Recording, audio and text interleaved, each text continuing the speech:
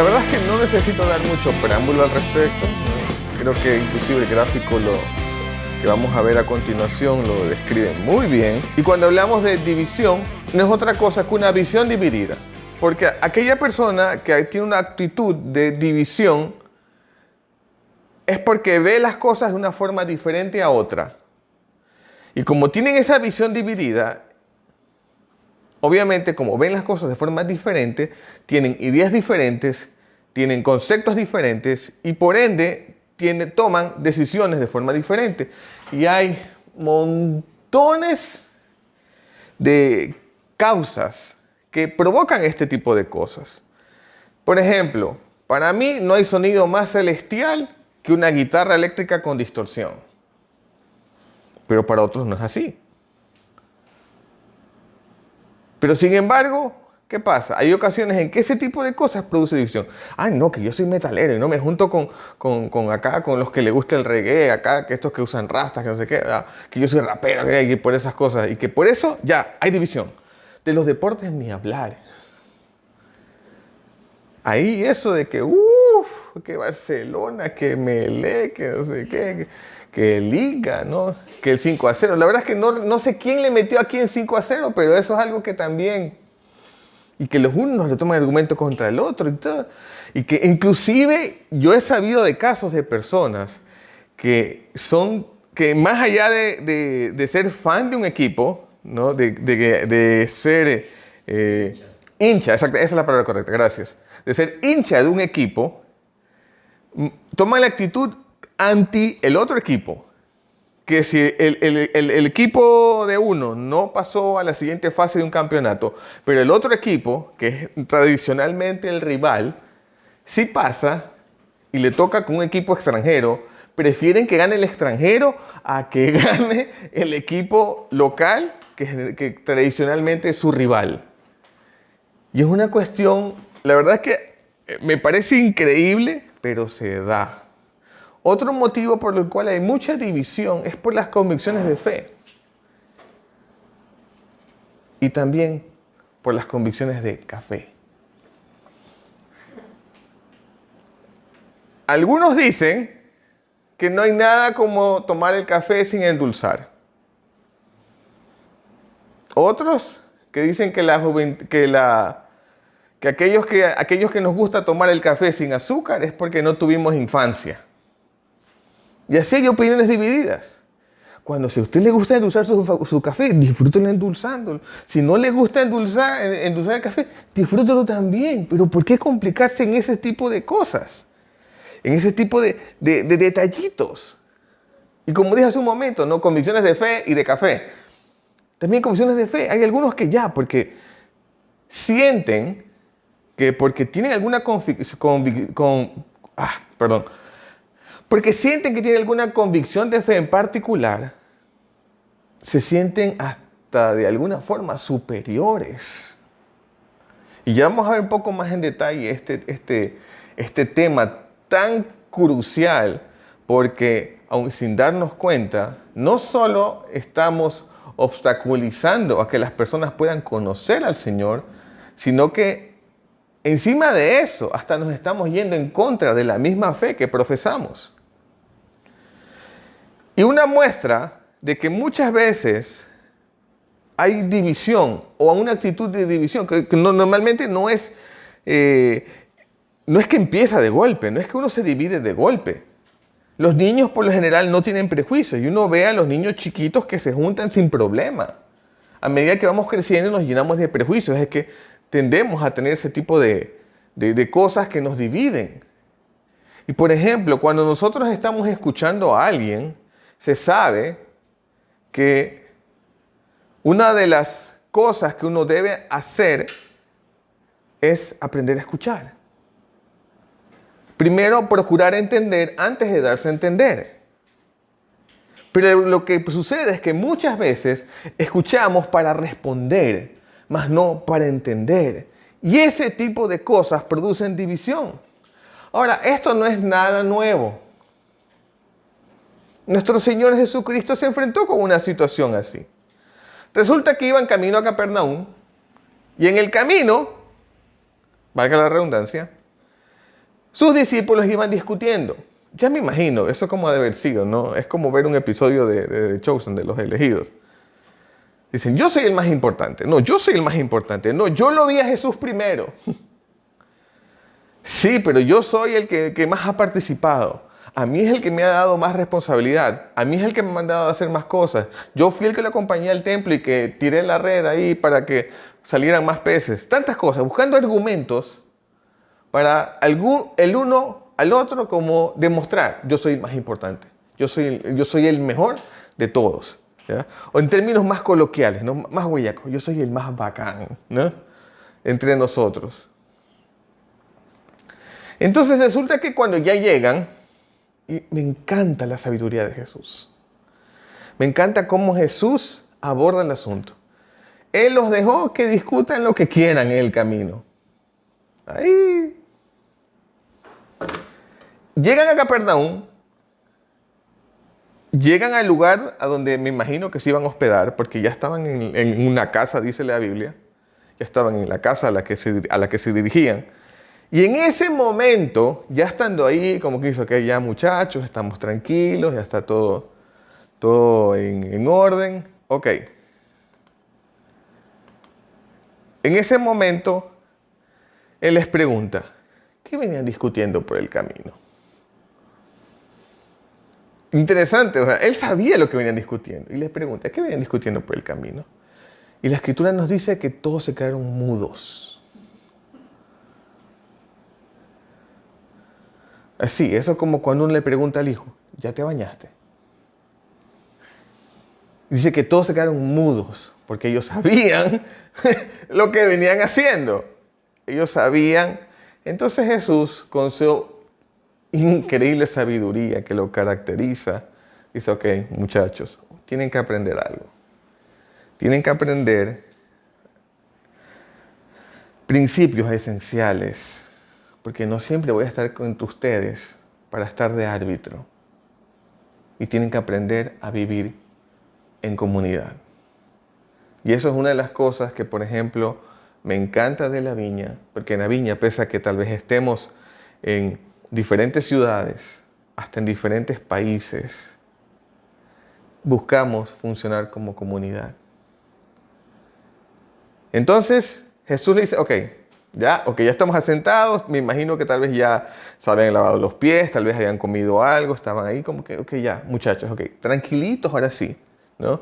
Dice Marcos 9:35. Entonces Jesús se sentó, llamó a los 12 discípulos y les dijo, si alguno de ustedes quiere ser el más importante, deberá ocupar el último lugar y ser el servidor de todos los demás. Todos los discípulos han de haber puesto la misma cara que yo puse cuando me descubrieron, cuando le corté el cabello a mi hermana, cuando estábamos jugando a la peluquería.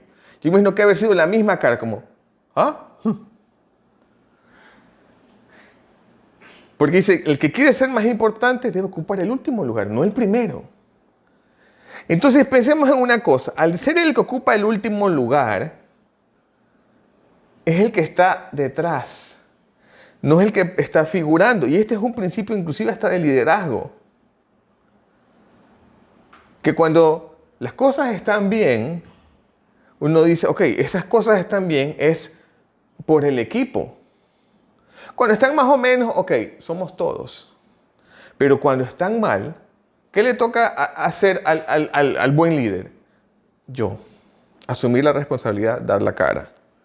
Ser quien enfrenta la situación para después buscar la solución. Entonces, aquí el Señor les dice, ¿saben qué? Si ustedes quieren ser grandes, lo primero que tienen que hacer es olvidarse de estar compitiendo. Ni estar comparándose. Porque por mucho que tú te quieras comparar y decir, bueno, sí, que yo soy mejor, que yo tengo... No, habrá cosas que el otro hará mejor que tú. Y eso va a ser toda la vida. Habrá cosas... Por eso mismo es que la Escritura inclusive nos dice que somos una especie de cuerpo con diferentes funciones. Entonces, hay cosas que el otro va a hacer mejor que uno. Y eso es indiscutible. Y eso nos lleva a la clave en todo esto de lo que es podría decir, que es la palabra clave en lo que el Señor nos muestra en este versículo, que es humildad. que es precisamente reconocer que yo no me las sé todas, que yo necesito del otro para que juntos podamos cumplir el propósito de Dios para nuestras vidas. Entonces, no estar preocupándose por qué es lo que hace el otro o estar comparándose, ¿no? Porque hasta las comparaciones son fastidiosas en realidad. Inclusive el Señor nos refuerza esta idea en Proverbios 6, del 16 al 19. Hay 6 cosas que el Señor odia. No, son 7 las que detesta. Los ojos arrogantes, la lengua mentirosa, las manos que matan al inocente, el corazón que trama el mal, los pies que corren a hacer lo malo, el testigo falso que respira mentiras y el que siembra discordia en una familia. Ahora, aquí uno puede decir, ¿no? Y hay versiones en las que dicen, bueno, el Señor odia 6 cosas y hay una séptima que él detesta, como haciendo énfasis en la última, ¿no? El que siembra discordia entre hermanos. Porque aquí cuando dice de familia, no solo se refiere a familia de sangre, sino inclusive habla también de la familia de la fe. Y es que el que como que mete de división. Ahora, si nos ponemos a prestar, si prestamos atención a lo que acabamos de leer, a todos los aspectos mencionados, ¿acaso no son aspectos que producen división? El ojo arrogante, dice aquí, al decir los ojos arrogantes, el orgulloso, el que se cree, pero así, ¿no? Como que dice, ¿cómo es que se dice comúnmente? ¿Ah? No he dicho argentino, ¿no? Espérate que a veces tenemos amigos de Argentina que nos ven en YouTube.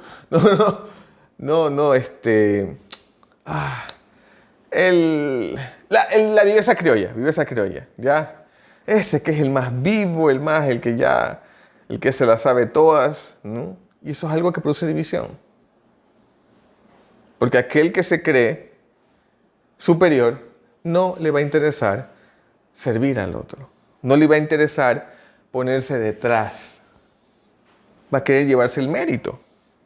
Va a decir, hey, yo soy. ¿Ya? Las cosas están bien porque fue mi idea, porque yo lo hice. Entonces, los ojos arrogantes, ¿no? La lengua mentirosa. Pero eso de ahí, o sea, que el chisme, ¿verdad? Oigan, hay veces las personas se ponen tan exquisitas referente a los pecados de otros que piensan que, ay, no, que mira, que es el pecado tan terrible, ese que es borracho, ese que es drogadicto y todo, ¿no? Y sin embargo, el chismoso peca tanto como aquel. Aquel que está sumido en el vicio y el chismoso peca igual. O sea, es también algo que envenena su alma. Y no quiere decir que el uno sea mejor que el otro. Y clarísimo, las manos que matan al inocente. Y la verdad que esto tiene un contexto tan amplio, porque cuando hablamos de matar al inocente, ya enseguida uno ¿qué piensa enseguida? Que de repente aquella persona que no tiene culpa de nada, o inclusive tal vez hasta se habla de abortos o cosas como esas, ¿no? O sea, enfocándolo así. Pero si Jesús nos muestra inclusive el espíritu del mismo mandamiento que dice no matarás, el mismo que nos dice, si ya uno odia, ya es lo mismo. ¿Y qué pasa cuando de repente, por mi convicción de fe, entre comillas, o porque yo me creo tan espiritual, o porque yo no soy tan pecador como los otros, ni siquiera me junto y como, bueno, ya, si tú no quieres ser cristiano, ese es tu problema, pero ya, yo mejor no me contamino. Aunque no lo digan con esas palabras, pero con las actitudes, sí. Oigan, pensemos en una cosa. ¿Qué gran diferencia puede haber entre el odio y la indiferencia? Si en ambos casos el resultado es el mismo, no me interesa tu vida. Tal vez el odio puede ser que sea hasta más frontal, tal vez más... sí, exactamente, menos hipócrita. Creo que tal vez el odio es más frontal, ¿no? Hasta más con mayor tendencia a la agresividad. Pero la diferencia, va por el mismo camino. En ambos casos es, no me interesa tu vida. Y al decir, no me interesa tu vida, es lo mismo que dice el mandamiento, no matarás. Porque es lo que hace el asesino, el que mata, está actuando en el sentido de, no me interesa tu vida. Y es lo mismo que hace el que odia o el indiferente, no me interesa tu vida. Así que le dice, no, que quiero que seas mi sol. Ay, qué lindo, no, que estés a millones de kilómetros de distancia. Así más o menos, como diciendo, quiero que estés así, o te quiero como amigo de personas que yo no conozca. Entonces, como diciendo, ¿sabes qué? No me interesa tu vida. Ojalá que vayas a la luna y que te quedes ahí. Entonces, cosas como esas, que son diciendo, no me interesa tu vida. ¿Ya? Y de ahí, bueno, el que trama el mal, los pies que corren a hacer lo malo, el testigo falso que respira mentiras. Todas estas cosas producen división. Y la verdad es que en realidad no meritan de mayor análisis.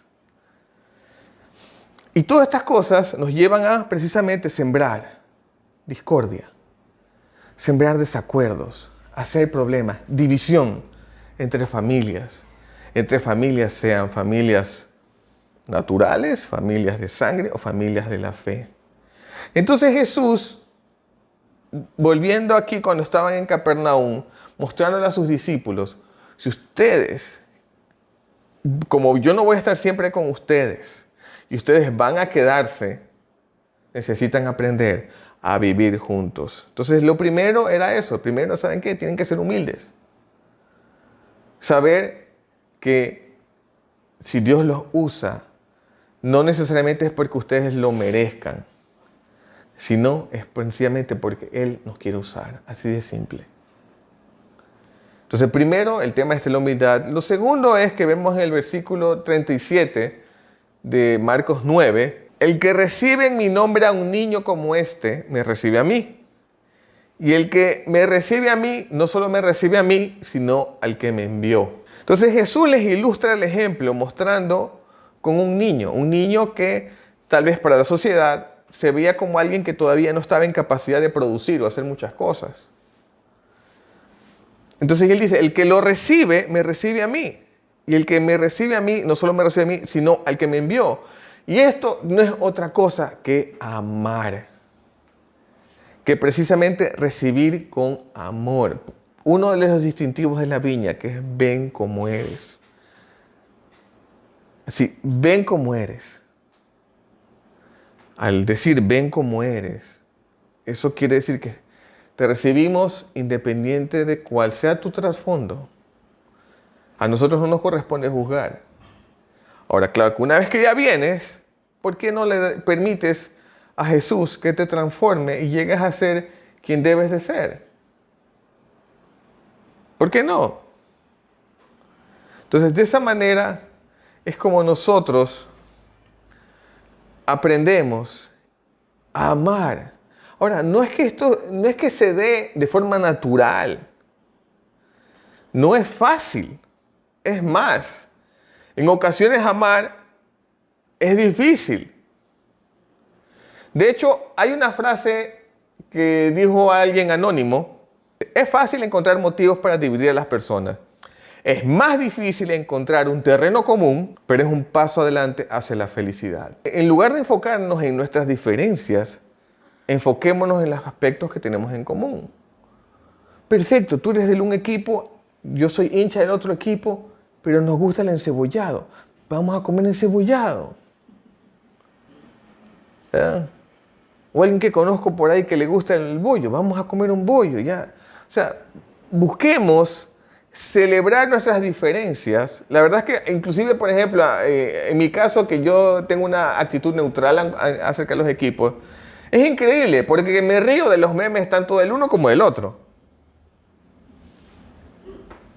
E incluso cuando a veces pasa que mis amigos que de repente están en ambos bandos empiezan a lanzarse cosas y llega un momento en que ya, o sea, llegan a ofenderse, ¿no? Le digo, a ver, muchachos, tranquilos, ya, o sea, recuerden que somos amigos.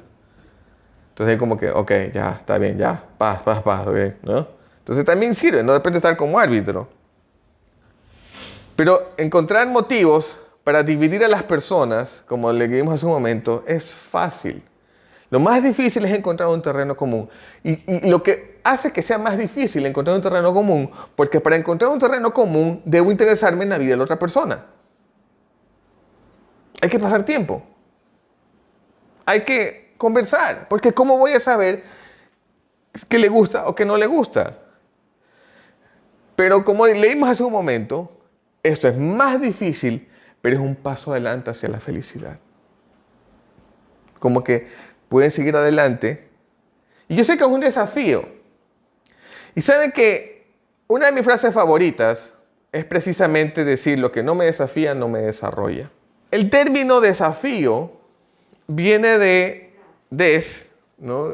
Prefijo des, que normalmente cuando se trata de cualquier cosa, el des es de que implica, por ejemplo, si uno dice desacelerar, que uno deja de acelerar, ¿no? Por ejemplo, cuando utilizamos este prefijo en nuestro lenguaje, ya estamos un poco en clase de gramática.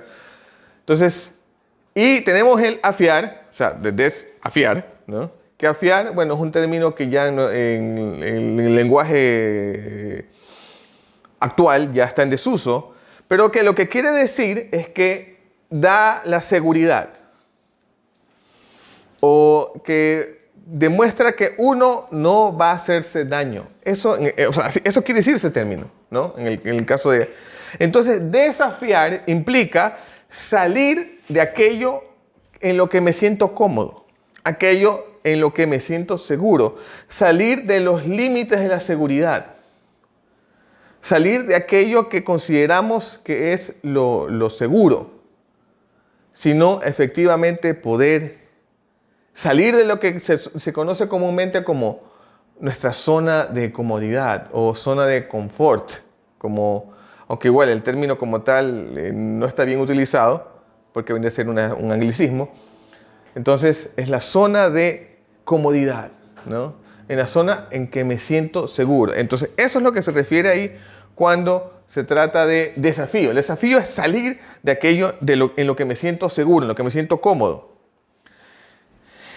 Y siguiendo con las enseñanzas de nuestro Señor, vemos en Marcos 9, del 38 al 39, aquí los mismos discípulos, ¿no? Que dicen: Maestro, dijo Juan, vimos a uno que expulsaba demonios en tu nombre y se lo impedimos porque no es de los nuestros. No se lo impidan, replicó Jesús.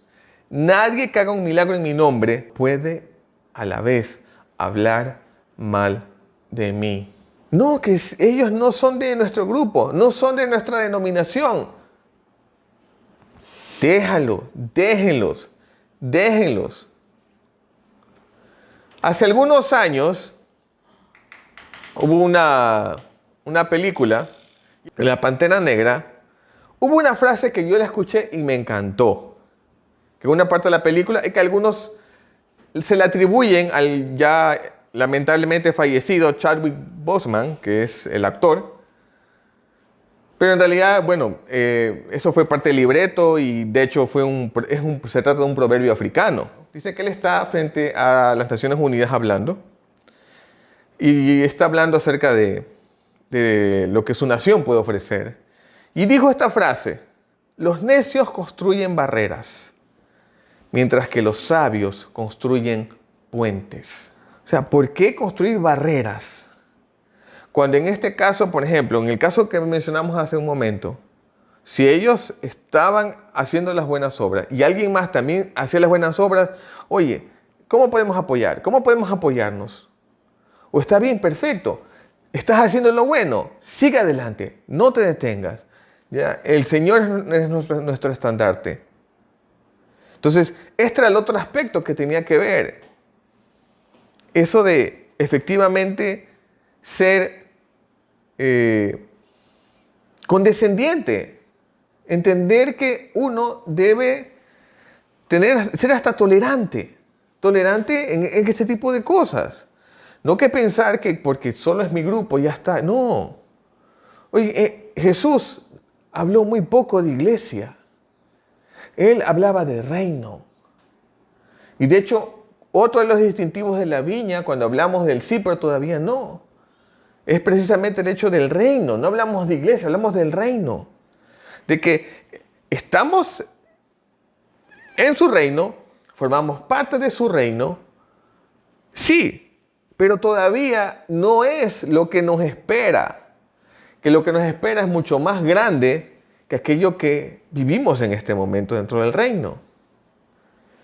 Y dentro de este contexto, el Señor nos dice en Marcos 9:42, le va a ir muy mal al que haga pecar a uno de estos mis seguidores, a quienes es fácil hacerles daño.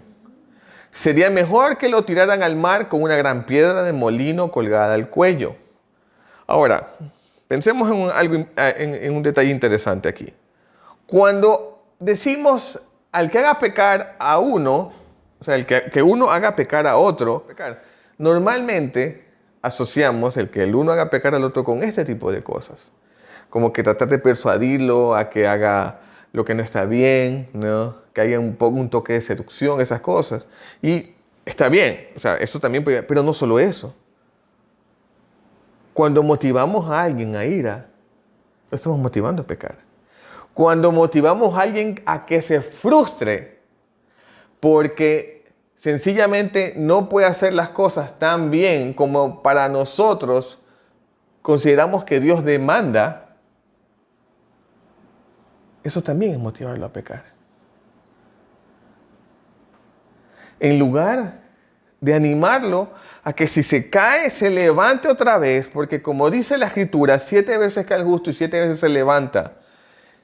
Y esa es la mano amiga que lo levanta. Si no sé, vamos, siga adelante, no te rindas. Esta carrera no es de velocidad, es de resistencia. Vamos adelante, que con Jesús podemos. Él nos levanta, Él nos ayuda, su Espíritu nos permite poder seguir adelante, nos permite continuar, nos da el aliento de vida. Sigamos. Esa es la labor que nos corresponde hacer. Por algo se nos dice que se nos ha dado el ministerio, la reconciliación, es reconciliar al mundo con el Señor. Ser puentes, fabricar puentes, no barreras. No estar ahí como que no, sabes que aquí tú no entras porque no eres lo suficientemente bueno. Cuando Jesús dice, el que a mí viene, no le echo fuera. A veces somos muy tolerantes con el pecado en nuestra vida y juzgamos demasiado las intenciones del otro. Y sin embargo, lo que tú haces, vemos con horror las cosas que hace el otro y las cosas que hago yo. Ay, no, es que Dios me perdona. Sí, por supuesto, pero por algo. O sea, antes de ver el pedazo de paja o digamos, ¿cómo lo podría decir? El palillo de dientes en el ojo del otro. Mira la viga que está en el tuyo. Y todas estas cosas nos muestran que el corazón del Padre está en que los hijos, sus hijos, nos demostremos amor unos a otros. Y para de esa manera, como el mismo Señor Jesús, más adelante, en los últimos capítulos del libro de Juan, le dice al Padre, mi oración es que ellos sean uno, como tú y yo somos uno. Porque de esa manera el mundo va a entender que tú me has enviado. Y finalmente nos dice Marcos 9:50, cuando está hablando acerca de que ustedes, hablando de todos nosotros, que somos la sal del mundo, aquellos que vienen a darle sabor, no aquellos que vienen a amargar al mundo, aquellos que vienen a demostrarle al mundo que hay esperanza, que las cosas que pasan, que hay solución. Que por muy complicadas que estén las cosas, hay solución en Jesús. Entonces el Señor dice, ustedes son la sal del mundo, son los que le vienen a dar sabor al mundo, no los que vienen a complicar más las cosas. Y dice el Señor aquí en Marcos 9:50, la sal es buena, pero si pierde su sabor, ¿cómo podría alguien salarla de nuevo? Ustedes necesitan ser como la sal. Vivan en paz unos con otros. Dios nos creó para estar en paz con Él y entre nosotros. Y para poder estar en paz entre nosotros, tenemos que aprender de la lección que el Señor le dio a los discípulos. El que quiere ser primero, tiene que ser el que le sirva al resto.